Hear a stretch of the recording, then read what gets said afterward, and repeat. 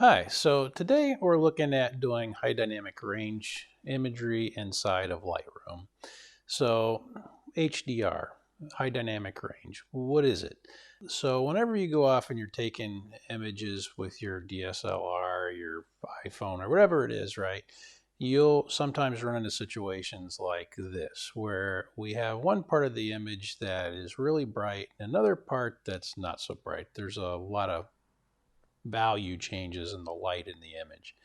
Sometimes we rely on the dynamic range of the camera, but sometimes, like in this image, the dynamic range of the camera is going to be exceeded.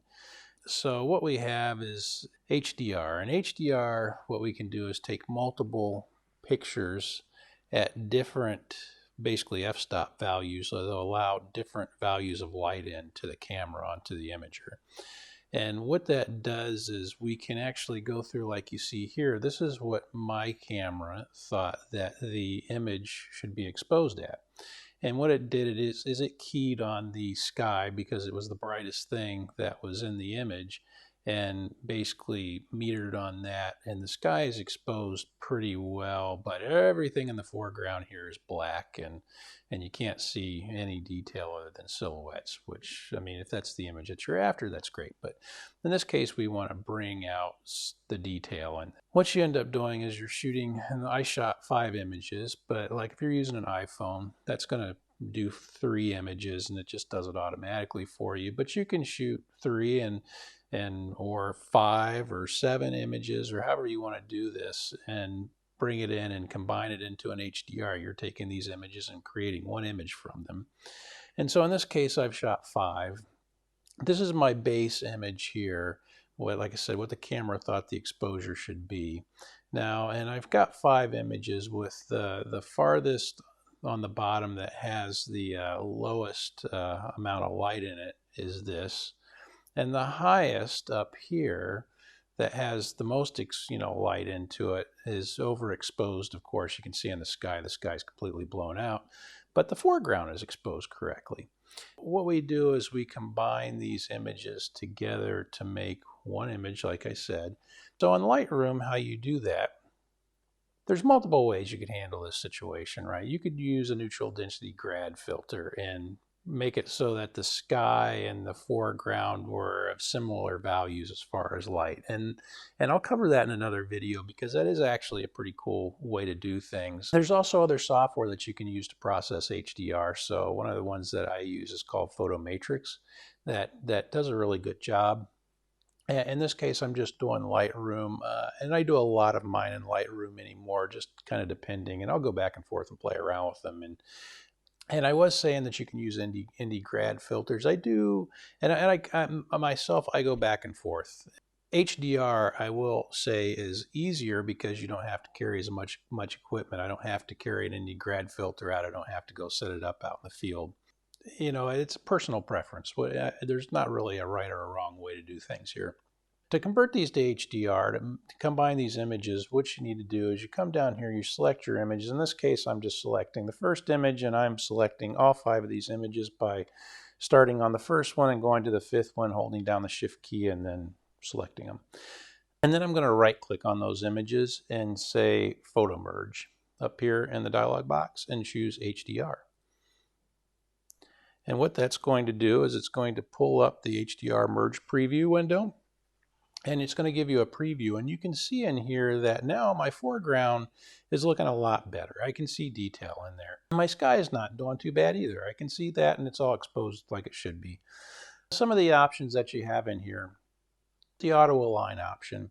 And what auto align is so whenever I go off and whenever I shot this HDR image, I have my camera on a tripod. So it didn't move. And I'm using a Nikon camera, and so I can choose, and so this is on your camera, you'll have an option to do bracket photo or bracket shooting, and that will automatically, depending on how you set it up. So on my camera, I tell it I want to do 5 exposures and say I want to do them 1 f-stop apart or 2 f-stops apart. And in my case, I can also set the timer, and then whenever the timer goes and then the shutter releases, it'll shoot all 5 of the pictures, and I don't have to touch the camera again. You don't always have a tripod, though. And so I've shot a lot of images I've used for HDR just handheld. This auto align will make sure that these images are aligned correctly whenever you bring them in here. I usually always leave this on even when I'm shooting with a tripod, because you never know if the camera moved on the tripod or whatever, and it'll compensate for it. It just makes life easy. Auto settings is basically whenever, for example, you're in Lightroom and you're in the development mode and you choose auto for the settings on the top when you're post-processing your images. This is what that is. It's turning it on here, and whenever you can either, I just leave it on here, and whenever you get to the image in Lightroom, the HDR image that we're going to create, you can turn it off if you want, or leave it on, or do whatever you're going to do. But it just kind of gives you, in my case, it's kind of like what Lightroom thinks the values are supposed to be. To deghost amount, right? So whenever you're shooting these images, you're shooting multiple images. Things can move in those images. If the wind's blowing or somebody walks through the image, these objects will be in different places in each one of the images because it's different points in time. With the deghost, right? If it's just a light breeze and only a little bit of movement going on here, I can leave it on low. That's normally where I have it. If there's people walking through or the wind's blowing hard, you might have to increase this to medium or high. And this will show you the deghost areas that it's dealing with. In this image, there was nothing really moving, so it didn't do anything with that. But that will show you, and then you can make whatever adjustments you need there. And then if you want to stack these images after you're done creating into the HDR image, you can do that. But in this case, I'm not going to do that. Depending on what you're doing with it, you may turn that on or leave it off. And so what we do now is we click on merge.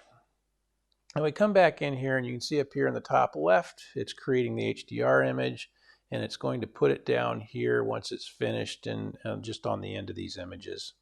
And it'll probably have one of the image names with HDR, and that's what the case. It's the last one, 5723-HDR. What you can do now, right, is come back in here. So we talked about the auto thing. You're just going to reset, sorry. Down here on the bottom, you'll click reset, and it puts everything back the way it was, or you can click auto and do that, right? So in this case, I'm probably going to want to brighten up the church. So I'm going to use a radial filter, put it over here around the church on the tower. And then I'm going to scroll down and invert that because I only want the effect to be inside of the, I don't really want all that clarity either on that. I will get that done in a minute, but I'm just going to increase the exposure on that church so just a little bit. And then I'm going to probably come down through here. Whoops, that wasn't what I needed. I am going to, whoops, I didn't want to do that either. That's a really cool thing. I'll have to talk about that in another video. What we're going to do is bring up the exposure level in the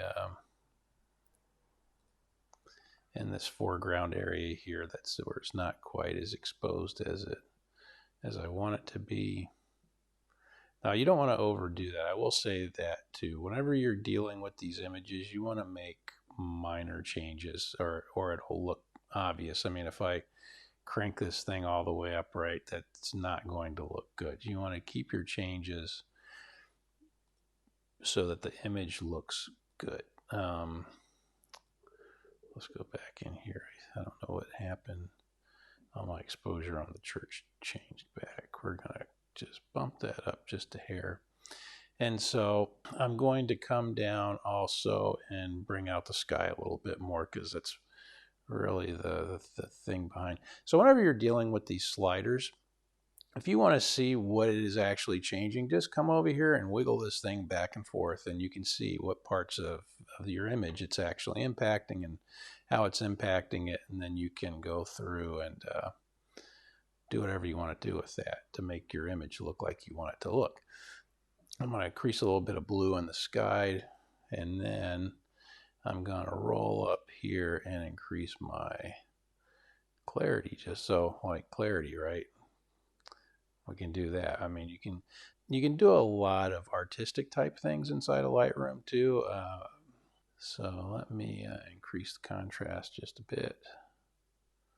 Okay, and not too much, right? And you can see in here, right, we've got really good definition.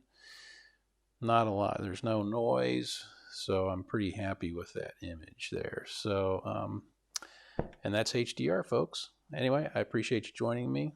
Don't forget to click like and subscribe, and I appreciate it, and we'll see you again soon. Thanks.